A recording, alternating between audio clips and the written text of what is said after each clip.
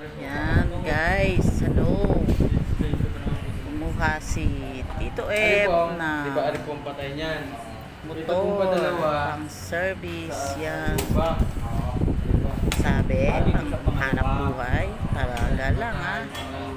Yan, aral-aral din paano susian. Yan guys, Pag nasa tinuturo na sa akin alak ng manibela paano yun. ako mag Yan, pabalik ko naman. susi. Parang Susi. Pabalik ko pag Yan, ganyanin lang daw. Tapos ganyanin lang. Okay na.